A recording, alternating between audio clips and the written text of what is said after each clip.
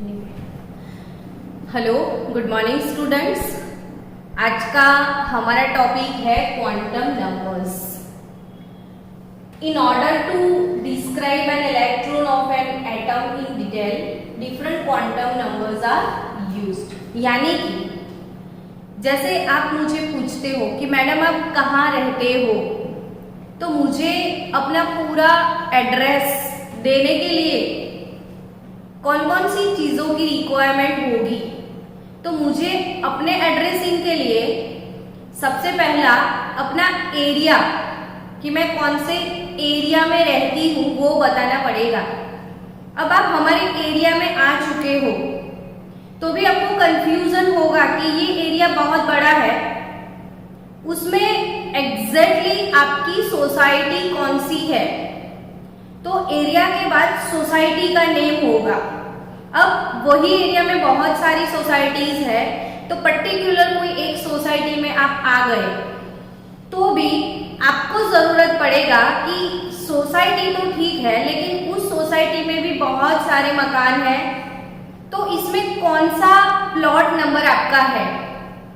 सो आपको मेरा perfect plot number भी चाहिए, यानी एरिया, फिर उसके बाद सोसाइटी, फिर उसके बाद प्लॉट नंबर। और जब मैं अपना पूरा एड्रेस लिखूंगी तो आप मेरे घर तक आ सकते हो।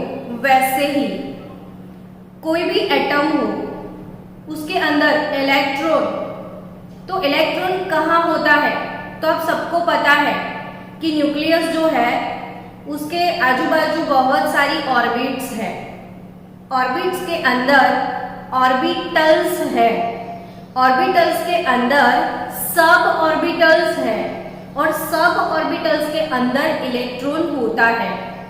अगर किसी ने आपको पूछ लिया कि सोडियम का 6th नंबर का इलेक्ट्रॉन कहाँ पे है, तो आपको वो 6th इलेक्ट्रॉन का एड्रेस देना है, तो क्वांटम नंबर की रिक्वायरमेंट्स होगी। So what are quantum number guys? तो in order to describe an electron of an atom in detail, electron का डिटेल डिस्क्रिप्शन अगर आपको देना है तो इसके लिए आपको जरूरत है क्वांटम नंबर्स की। अब कितने क्वांटम नंबर्स टोटल हमारे पास है, तो देयर आर 4 क्वांटम नंबर्स। इसमें सबसे पहले जो है वो है प्रिंसिपल।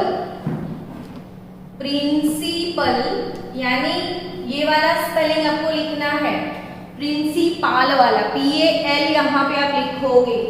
तो प्रिंसिपल या principal quantum number small n। दूसरा क्वांटम नंबर है angular momentum quantum number L होगा, स्मॉल l। अब एंगुलर मोमेंटम क्वांटम नंबर जो है उसको एजीमुथल क्वांटम नंबर भी बोलते हैं, या तो इसको सब्सिडरी क्वांटम नंबर L भी बोला जाता है। तो यहाँ पे ये जो सेकेंड सब्सिडरी क्वांटम नंबर है उसके लिए बहुत सारे नेम्स अवेलेबल है। एंगुलर मोमेंटम क्वांटम नंबर, या फिर एजीमुथल क्वांटम नंबर, या फिर सब्सिडरी क्वांटम नंबर। तो यहाँ पे थर्ड क्वांटम नंबर है मैग्नेटिक क्वांटम नंबर M, और fourth one spin quantum number S। तो students there are total 4 quantum numbers.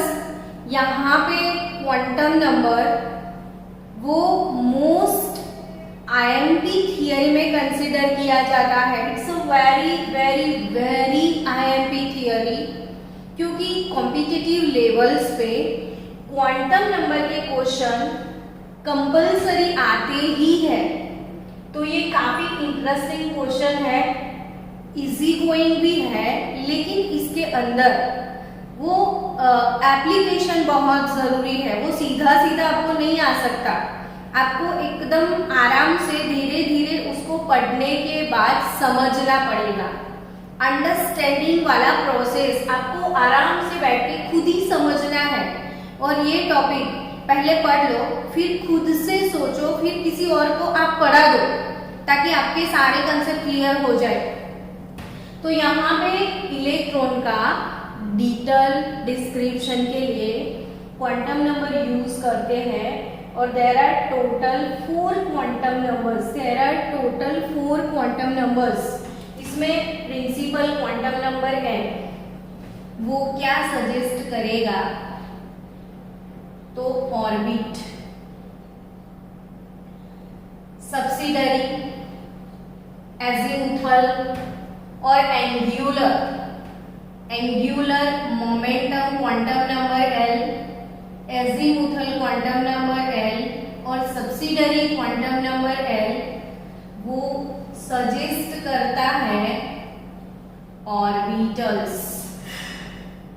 उसके बाद मैग्नेटिक, तो उससे पता चलेगा सब ऑर्बिटल्स। इससे क्या पता चलेगा, सब ऑर्बिटल्स।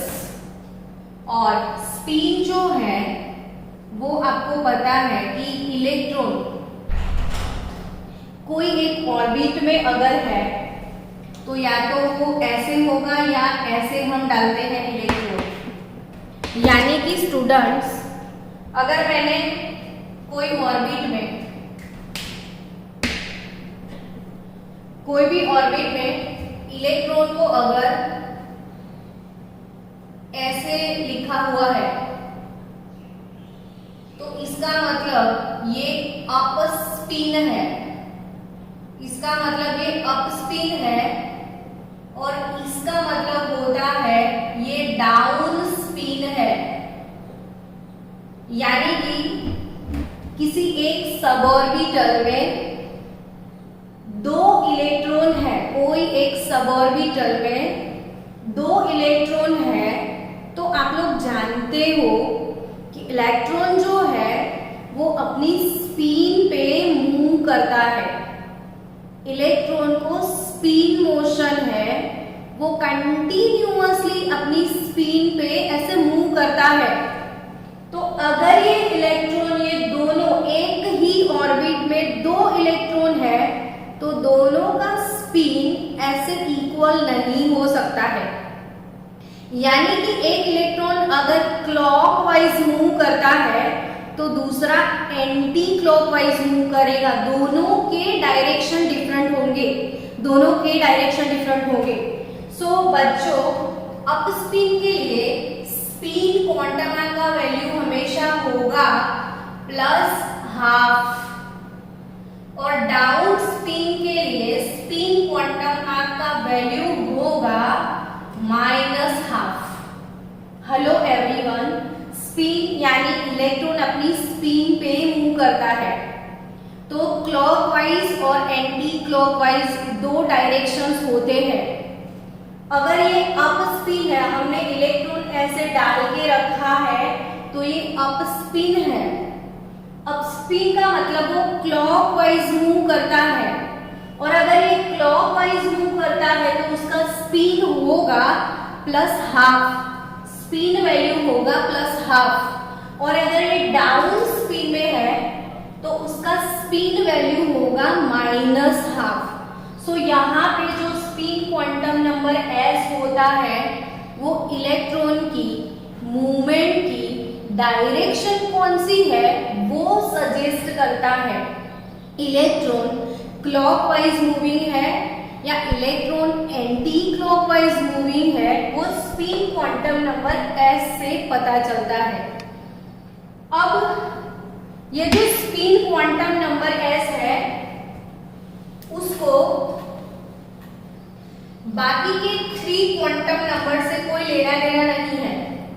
स्पिन की अपनी अलग दुनिया है।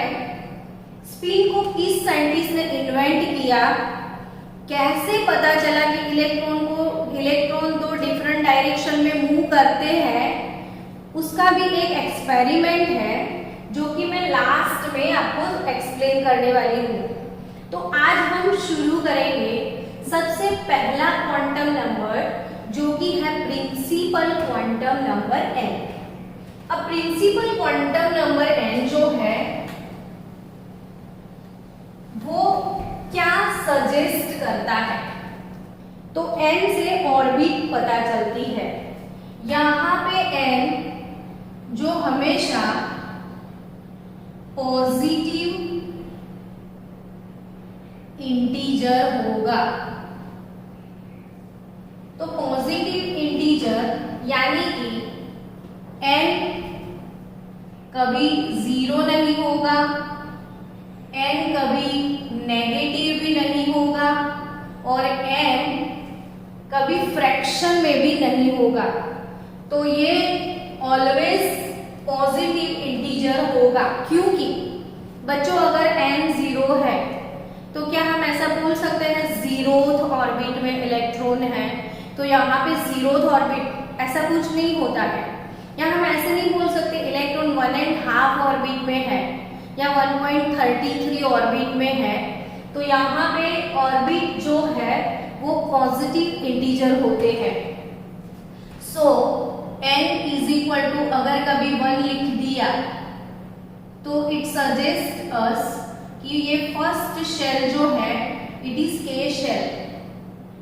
If n is equal to कभी आप 2 लिखते हो तो वो है l shell.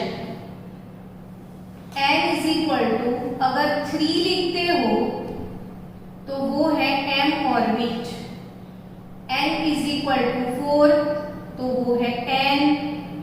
n is equal to 5 k l m n o p q dash dash dash, तो n is equal to 6th orbit यानी p orbit, n is equal to 7th orbit यानी कि q वाला shell.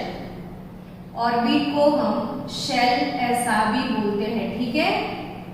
चलो अब अगर हमारे पास n का वैल्यू है तो हमको कौन कौन से पैरामीटर्स पता चल सकते हैं। तो due to n value we can come to know about size of orbit, यानी कि ड्यू टू n हमको ऑर्बिटल का साइज पता चल जाता है। वो कैसे, तो रेडियस से साइज पता चलता है। और रेडियस ऑफ एन ऑर्बिट कैसे कैलकुलेट करोगे, तो रेडियस का फॉर्मूला है Rn is equal to a not into n square by z। अच्छे से लर्न कर लो। यहाँ पे जो a नॉट है कांस्टेंट, उसका वैल्यू है 0.529 एंगस्ट्रम। आप मेरे साथ साथ लिखना भी शुरू कर देना, क्योंकि मुझे रब करना पड़ेगा। इसमें बहुत सारी चीजें जो है मुझे मेंशन करनी है आज, तो आप अपने मतलब साथ साथ लिखते जाना। तो Rn a not into n square by z, formula भी अच्छे से मेमोराइज करो। यहाँ पे a नॉट 0.529 एंगस्ट्रम है। अब a नॉट का वैल्यू ये है, यानी कि अब मुझे फर्स्ट ऑर्बिट का रेडियस चाहिए, यानी कि हमारा जो k शेल है उसका रेडियस मुझे कैलकुलेट करना है। तो k शेल यानी कि n इज इक्वल टू 1 होता है, तो यहाँ पे 0.529 n 1 का स्क्वायर। अगर हम हाइड्रोजन की बात करते हैं तो हाइड्रोजन का एटॉमिक नंबर जो है वो 1 है। हाइड्रोजन का एटॉमिक नंबर 1 है। अगर सेकेंड ऑर्बिट का रेडियस कोई आपसे पूछे बच्चों कि एल शेल का रेडियस कितना होता है, तो 0.529 2 का स्क्वायर। अगर थर्ड ऑर्बिट का रेडियस किसी ने पूछ लिया तो 0.529 इंटू 3 स्क्वायर। फोर्थ ऑर्बिट का रेडियस किसी ने पूछ लिया तो 0.529 इंटू 4 स्क्वायर। फिफ्थ ऑर्बिट का रेडियस अगर किसी ने पूछ लिया तो 0.529 इंटू 5 स्क्वायर। आया बात समझ में? यानी कि आप किसी भी ऑर्बिट का रेडियस कैलकुलेट करने के लिए आपको n वैल्यू की जरूरत है, n वैल्यू की जरूरत है। और ये n वैल्यू जो है वो है quantum number, principal quantum number. यानी प्रिंसिपल क्वांटम नंबर से मुझे रेडियस यानी कि ऑर्बिट का साइज पता चल जाता है। तो ये अच्छे से आपका रिवीजन भी हो गया यहाँ पे। तो रेडियस जो है, रेडियस का formula a not into n square by z. यहाँ पे a नॉट का वैल्यू है 0.529 एंगस्ट्रॉम। चलो नेक्स्ट, ये हो गया 1 पॉइंट हमारा कि हमको रेडियस पता चल जाता है। दूसरी कौन कौन सी मैटर्स है जो हमको n से कैलकुलेट करनी पड़ती है, वो है एनर्जी। तो energy of an electron in orbit, energy of electron in orbit. तो ये एनर्जी बहुत बार बच्चों मैंने समझाया है कि एनर्जी का स्पेलिंग ई से शुरू होता है और एनर्जी का सिंबल ई इसलिए रखा गया है। तो ई लिखा है तो उसको एनर्जी समझो आप। और एनर्जी किसकी, तो nth ऑर्बिट की। So En is equal to minus RH into z square upon n square. तो ये है एनर्जी का फॉर्मूला। अब देखो, इलेक्ट्रॉन फर्स्ट ऑर्बिट में है तो उसका एनर्जी सेकेंड ऑर्बिटल इलेक्ट्रॉन से अलग होता है। थर्ड इलेक्ट्रॉन का एनर्जी सेकेंड से डिफरेंट होगा। फर्स्ट वाले शेल में एनर्जी लेवल लो होता है, सेकेंड शेल का एनर्जी लेवल फर्स्ट से थोड़ा हाई, थर्ड का उससे भी हाई, फोर्थ का उससे भी हाई। जैसे आप न्यूक्लियस से दूर जाओगे एनर्जी इंक्रीज होता है। तो यहाँ पे एनर्जी कैसे आप कैलकुलेट करोगे, तो जो फर्स्ट ऑर्बिट है उसका एनर्जी यहाँ पे n के लिए 1 डाल दो। RH तो रीडबर्ग का कांस्टेंट है बच्चों। RH क्या है, रीडबर्ग कांस्टेंट।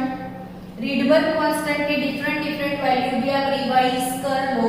रीडबर्ग कांस्टेंट के वैल्यू जो है 2.18 इंटू 10⁻18 जूल पर एटम।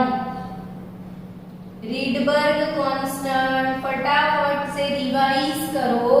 यहाँ पे हम RH के वैल्यू डिफरेंट यूनिट में यूज कर सकते हैं। तो RH का जो वैल्यू है 2.18 इंटू 10⁻18 जूल पर एटम। सो यहाँ पे अगर जूल पर एटम मुझे नहीं लिखना है तो 13.6 इलेक्ट्रॉन वोल्ट पर एटम भी आप लिख सकते हो।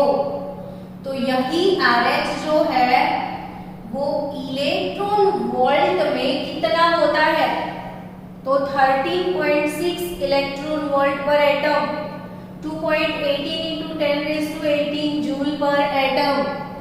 यही RH अगर किलो जूल में लिखना है तो 1312 किलो जूल पर मोल हो जाएगा।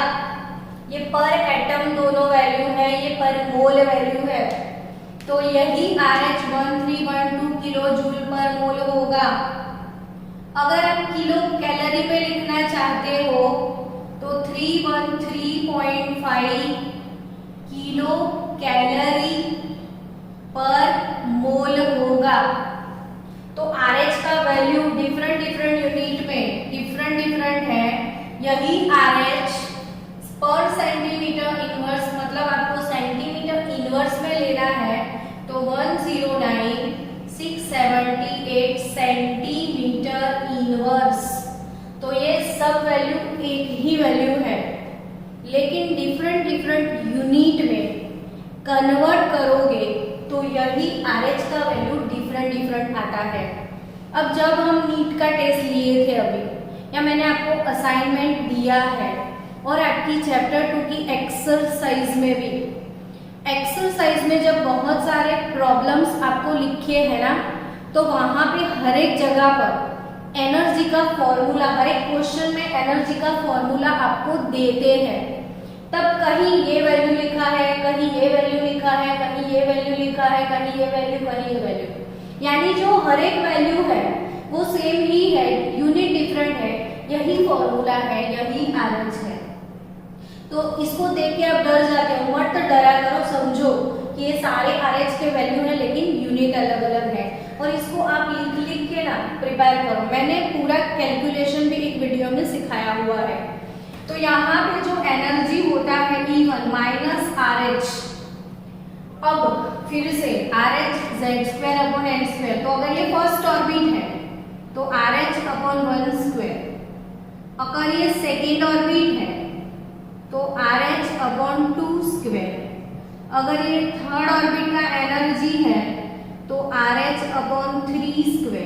देखो तो ये हो गया RH, ये हाइड्रोजन की बात चल रही है, ये हो गया RH/4, थर्ड एनर्जी लेवल का RH/9, तो अब 4 का क्या होगा, तो माइनस RH/16 होगा।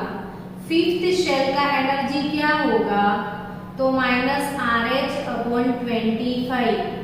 सिक्स्थ ऑर्बिट का एनर्जी क्या होगा, तो माइनस RH/36। चलो काफी रिवीजन हो गया है, आपको समझ में आ गया होगा। तो यहाँ पे एनर्जी भी कैलकुलेट कर सकते हैं। ये स्क्रीनशॉट लेना है तो ले लो, इसको मेमोराइज करना है आपको, ये भी लिख दो। एनर्जी फर्स्ट ऑर्बिट का, सेकेंड ऑर्बिट का, थर्ड ऑर्बिट का, फोर्थ ऑर्बिट का, फिफ्थ का, सिक्स्थ का, ये सारी चीजें जो फिल करने के लिए है। अगर आप फिलिंग करके अच्छे से समझ के पढ़ोगे ना तो कोई भी इश्यू नहीं है, बहुत अच्छा चैप्टर है ये।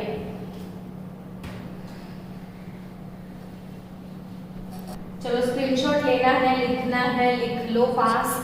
हाँ पोज कर, नहीं हाँ कर। चलो second quantum number, azimuthal quantum number L। अब एजीमुथल क्वांटम नंबर L जो है उसका दूसरा नाम है एंगुलर मोमेंटम क्वांटम नंबर, और तीसरा नाम भी है इसका सब्सिडरी क्वांटम नंबर L। अब ये सब्सिडरी या एजीमुथल या एंगुलर मोमेंटम, तो इट डिसाइड्स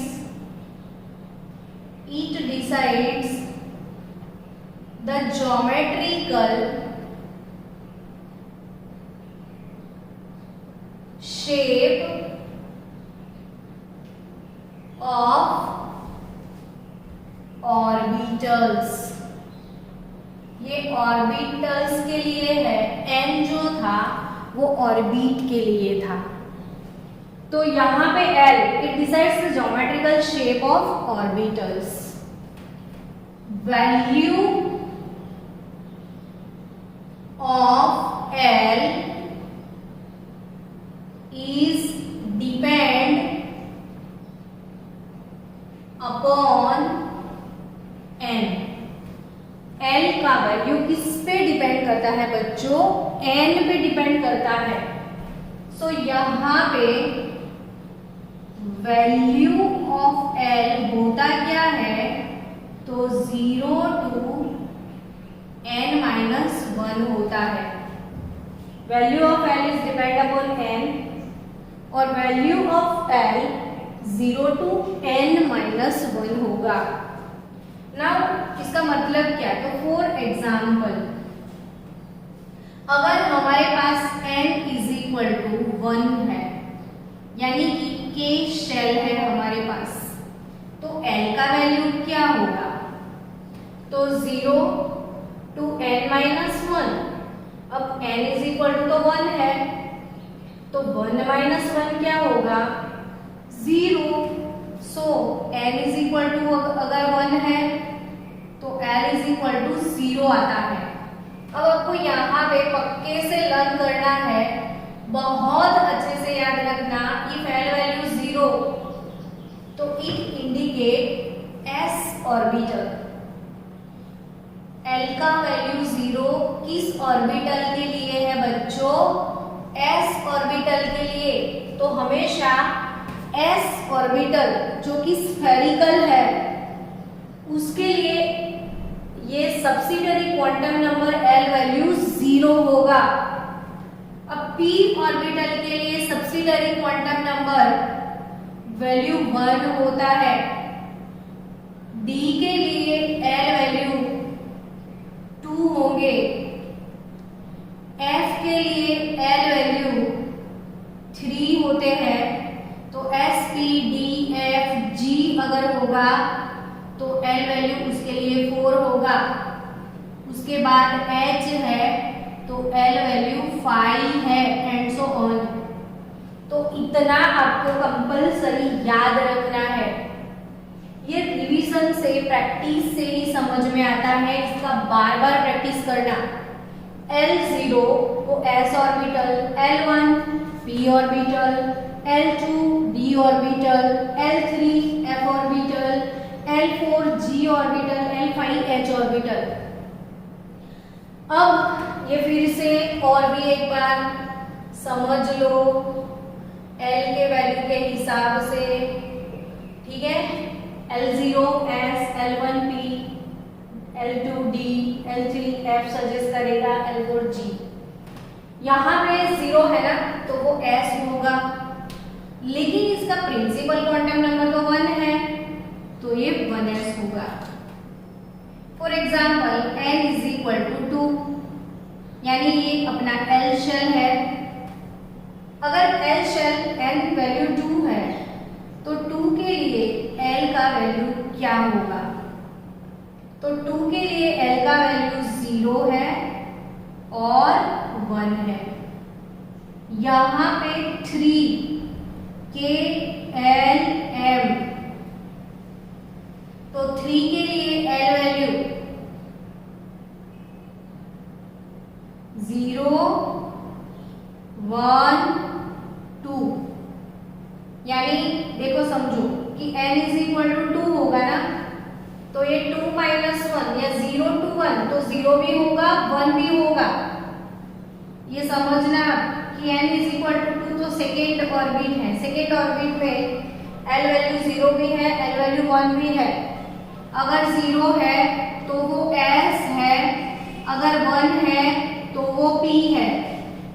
तो यहाँ पे ये 2s है और ये 2p होगा। अब n इज इक्वल टू 3 है तो ये s, ये p और ये d। तो अब क्वांटम नंबर 3 तो 3s 3p 3d। फिर से समझो कि n का वैल्यू 1 तो L का वैल्यू 0, L का वैल्यू 0 तो वो s ऑर्बिटल, लेकिन प्रिंसिपल 1 तो ये s तो है बट फर्स्ट ऑर्बिट का s है तो ये 1s ऑर्बिटल है। अगर n वैल्यू 2 है तो सेकेंड ऑर्बिट में l के लिए 2 वैल्यू आपको मिलती है, 0 भी होगा 1 भी होगा। और वैसे भी आपको पता है कि जो सेकेंड ऑर्बिट है उसमें s ऑर्बिटल भी होते हैं, p ऑर्बिटल भी होते हैं। और यहाँ से आपको पता चलेगा कि 1p डज नॉट एग्जिस्ट, यानी जो फर्स्ट ऑर्बिट है उसमें p ऑर्बिटल नहीं है। फर्स्ट ऑर्बिट में खाली s ऑर्बिटल है, सेकेंड में s भी है p भी है, लेकिन थर्ड में देखो s p और d तीनों होंगे, थर्ड में s p d तीनों होंगे। तो यहाँ पे आपको कोई बोले ना यहाँ पे कि 2d तो इट डज नॉट एग्जिस्ट, यहाँ पे कोई बोले 3f तो it does not exist. So guys n is equal to 4 अगर है तो k l m n shell की हम बात कर रहे हैं, तो n शेल में l का वैल्यू कितना पॉसिबल है वो बताओ अब। चलो तो यहाँ पे l का वैल्यू 0 1 2 और 3, n वैल्यूज इतने पॉसिबल है 0 1 2 3, यानी कि ये 4s हो गया, 4p हो गया, 4d हो गया और 4f होगा।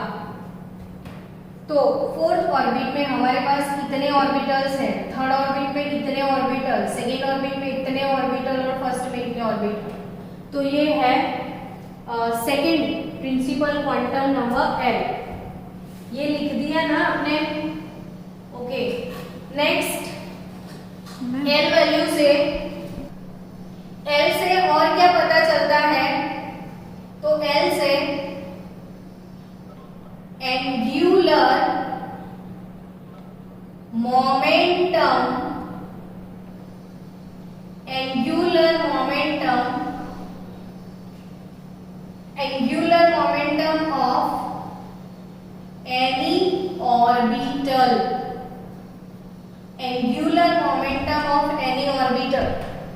जैसे हमने इसके पहले के जो क्वांटम नंबर में पढ़ा था कि angular momentum of any orbit, orbit के लिए तो एंगुलर मोमेंटम का फॉर्मूला था mvr is equal to nh/2π, यानी किसी ऑर्बिट में h/2π के मल्टीपल में एंगुलर मोमेंटम है।